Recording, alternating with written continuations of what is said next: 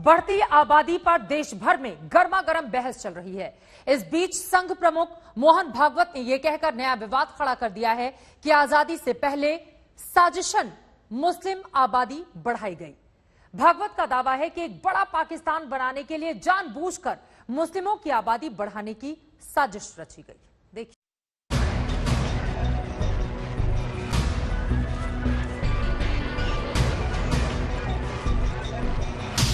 क्या आजादी से पहले आबादी वाली साजिश रची गई?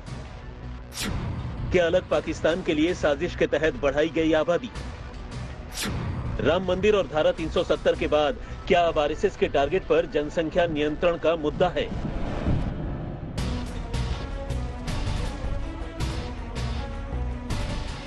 ये सवाल यूं ही नहीं उठ रहे हैं। जनसंख्या विस्फोट पर देश भर में बहस चल रही है। अब इस राष्ट्रीय बहस में आरएसएस ने जोरदार एंट्री मारी है। मौका था गुवाहाटी में एक किताब के विमोचन का। कार्यक्रम के मुख्य अतिथि थे सरसंघ चालक मोहन भागवत।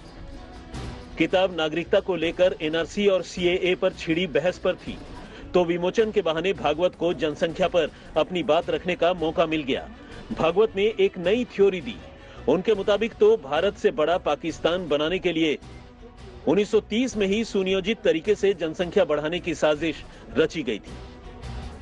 तो 1930 से योजनाबद्ध रीति से और मुसलमानों की संख्या बढ़ाने के प्रयास हुए। उसका कारण जैसा बताया गया भी कि कोई संतरास था इसलिए इधर आके यहां संख्या बढ़े, ऐसा था, ऐसा नहीं। इकोनॉमिक कोई आवश्यकता थी, ऐसा नहीं। एक योजनाबद्ध ऐसा विचार था कि जनसंख्या बढ़ाएंगे, अपना प्रभुत्व, अपना वर्चस्व स्थापित करेंगे और फिर इस देश को पाकिस्तान बनाएंगे।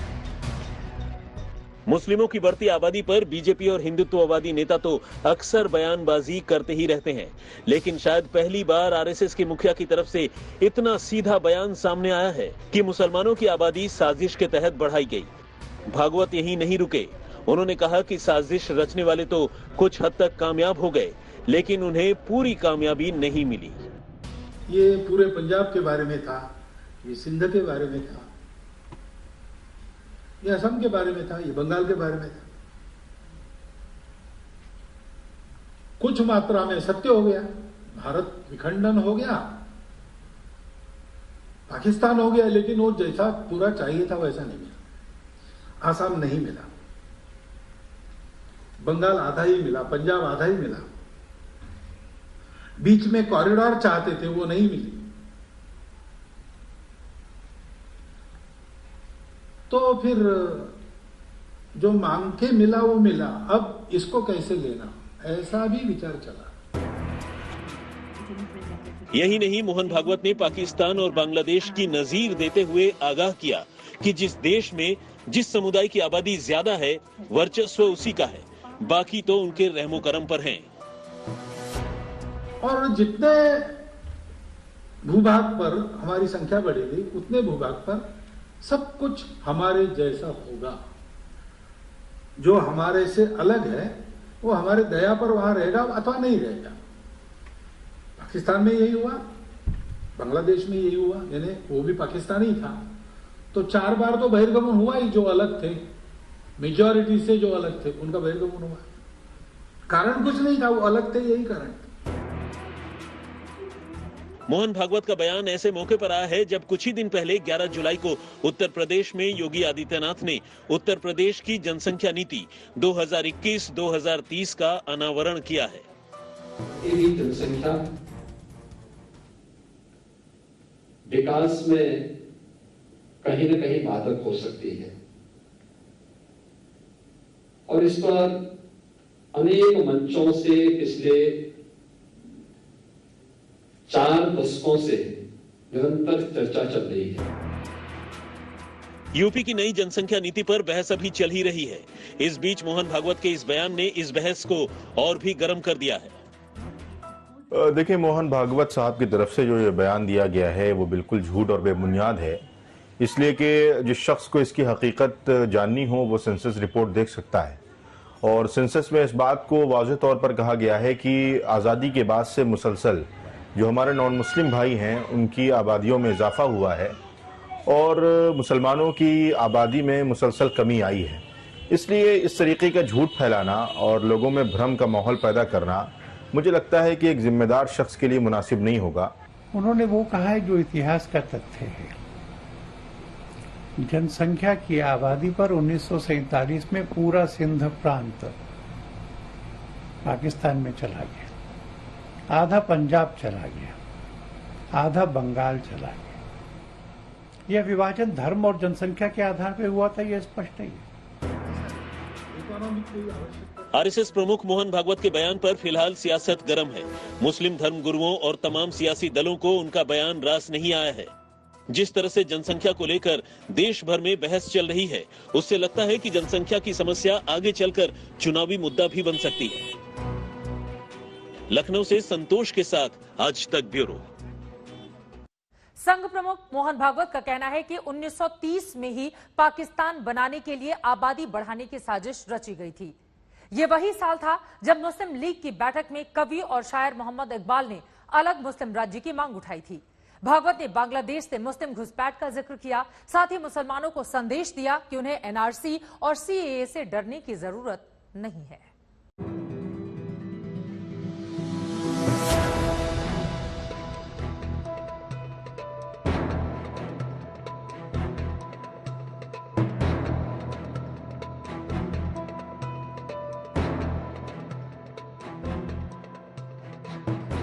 जनसंख्या विस्फोट की साजिश और देश के बंटवारे पर मोहन भागवत ने जो कुछ भी कहा उसके मायने तो वही जाने, लेकिन ये सच है कि आजादी से बहुत पहले ही बंटवारे की भूमिका बनाई जा चुकी थी। जिस 1930 के साल का जिक्र मोहन भागवत ने किया वो भी अहम है, क्योंकि 1930 में मुस्लिम लीग के सम्मेलन में उर्दू कवि मोहम्मद इकबाल ने पहली बार मुसलमानों के लिए एक अलग राज्य की मांग उठाई थी। 1940 के मुस्लिम लीग के लाहौर सम्मेलन में पहली बार जिन्ना ने साफ तौर पर कहा कि वो 2 अलग अलग राष्ट्र चाहते हैं। 1947 में धार्मिक आधार पर देश का बंटवारा हो गया। बंटवारे के करीब 7.5 दशक बाद भी भारत हो या पाकिस्तान या फिर बांग्लादेश, तीनों देश जनसंख्या विस्फोट से जूझ रहे हैं। बांग्लादेश से भारत में घुसपैठ का असर यहाँ की आबादी पर हुआ है। ये वर्किंग पॉपुलेशन पूरे विश्व में किसी के पास नहीं है जो भारत में है जी। और ये एक्सपर्ट्स ये कहते हैं कि 2030 और 2050 तक रहेगा। आप पॉपुलेशन कंट्रोल के बजाय पॉपुलेशन को एम्प्लॉयमेंट नहीं देते, पॉपुलेशन को पढ़ाने के लिए स्कूल का इंतजाम नहीं करते, बच्चों को पढ़ाने का इंतजाम नहीं करते। 1872 से लेकर 2011 की जनगणना तक हिंदू जनसंख्या के अनुपात में मुस्लिम जनसंख्या अधिक बढ़ती रही। ये लगातार क्रम जारी रहा और जनगणना का यह जो तथ्य सामने आया है और उसके परिणाम हम देखते हैं, तो एक सामाजिक असंतुलन जो हम केरल में देख रहे हैं, पश्चिम बंगाल में देख रहे हैं, असम में देख रहे हैं। आंकड़े गवाह है कि असम और पश्चिम बंगाल में लगातार घुसपैठ के चलते मुस्लिम आबादी में काफी इजाफा हुआ है। असम में 2001 में मुस्लिमों की आबादी 30.02% थी, जो 2011 में 34.22% हो गई। पश्चिम बंगाल में 2001 में मुसलमानों की आबादी 25.25% थी, जो 2011 में 27.01% पहुंच गई। केरल में 10 साल में मुस्लिम आबादी 24.70 से 26.56% हो गई। यही वजह है कि आरएसएस और बीजेपी सीए और एनआरसी का मुद्दा उठाती रही है। मोहन भागवत की नसीहत है कि एनआरसी और सीए से मुसलमानों को डरने की कोई जरूरत नहीं है। कुछ मुस्लिम धर्मगुरु भी उनकी इस राय को वाजिब मान रहे हैं। अब सीएए एनआरसी ये किसी भारत के नागरिक के विरुद्ध बनाया हुआ कानून नहीं है। भारत के नागरिक मुसलमान को सीएए से कुछ नुकसान नहीं पहुंचने वाला। जो मुसलमान नहीं है, अगर वो प्रताड़ित होते हैं, उनको अगर भारत के अंदर नागरिकता दी जाए तो मैं समझता हूं कि भारत के मुसलमानों को कोई आपत्ति बिल्कुल नहीं है। मोहन भागवत जी ने जो बयान दिया है आसाम गुवाहाटी के अंदर, वो वही बयान है जो पिछले 1.5 साल से प्रधानमंत्री और गृह मंत्री लगातार लोगों को कह रहे हैं, समझा रहे हैं। मगर विचारधारा के विमंश और देश को तोड़ देने वाले लोग उस बयान को न सुनने दे रहे हैं, न समझने दे रहे हैं।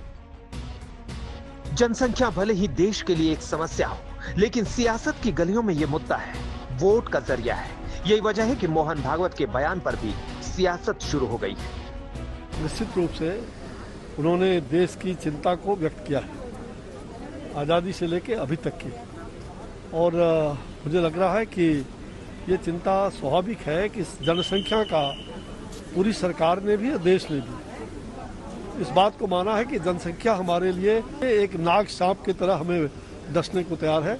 चाहे मोहन भागवत हो, चाहे मोदी जी हो, चाहे योगी जी हो, ये लोग कांग्रेस, हिंदू मुसलमान, भारत पाकिस्तान, मंदिर मस्जिद निकाल दीजिए, इनके पास बोलने की कोई युक्ति नहीं है। ये हमेशा खाली मुसलमान हिंदू करने की बात करते हैं। जनसंख्या नियंत्रण पर देश भर में चल रही बहस के बीच एक बार फिर से एनआरसी और सीए का जिन्न भी बोतल से बाहर निकल रहा है। ऐसे में सियासी हलचल तो होगी। दिल्ली में हिमांशु मिश्रा के साथ आज तक ब्यूरो। बढ़ती आबादी हमारे देश में समस्या से ज्यादा सियासत का मुद्दा बन जाती है। आरएसएस के साथ बीजेपी जनसंख्या का मुद्दा उठा रही है, लेकिन कांग्रेस खामोश है।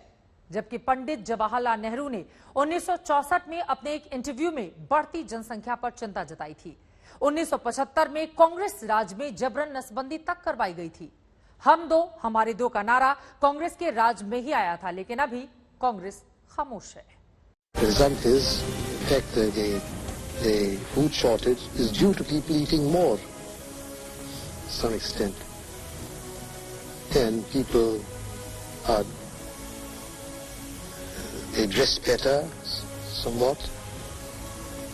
All these things are inevitable, and we want them to happen, eating more and dressing better and all that, but they come in the way.